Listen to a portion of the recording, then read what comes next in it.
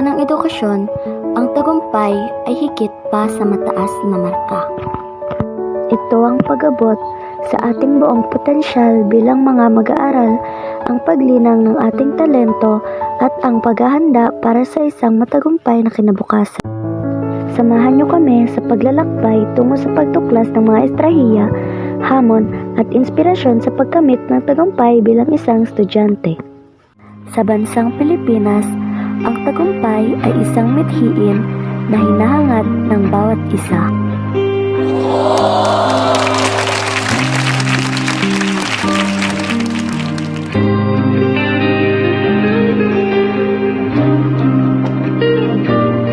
Ngunit, ano nga ba ang tunay na kahulugan ng tagumpay?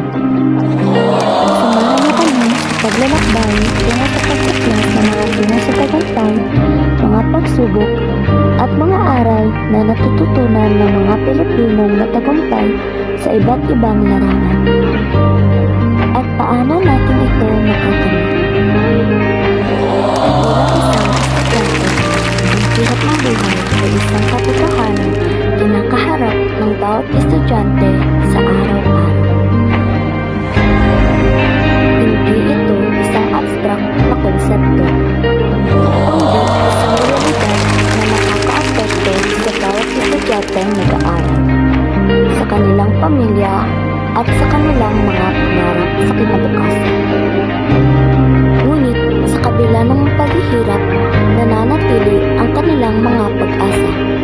Alam nila na ang edukasyon ay ang susi sa pag-ahon sa kahirapan. Ginagamit nila ang kanilang pag-aaral bilang isang paraan upang maabot ang kanilang mga pangarap at makatulong sa kanilang mga pamilya. Ang kwento ng isang estudyante nagsikap ng husto para makamit ang kanyang mga pangarap. Hindi magiging dahilan ang kahirapan kung ikaw ay may pangarap sa buhay. Dito, ipinapakita ang kanyang disiplina, ang kanyang time management skills, at ang kanyang dedikasyon sa pag-aaral upang makatulong sa kanyang pamilya. Paano mo nga ba masasabi kung ikaw ay nagtagumpay na sa iyong buhay? Sabi ko, nagtagumpay ako dahil nakamit ko na ang mga pangarap ko at gusto ko at nagkaroon ako ng pagbabago sa pamilya. Ano nga ba ang dapat mong gawin upang ikaw ay magtagumpay? Tagumpay, kailangan kong itakda ang mga layunin ko, magsikap at magpursige sa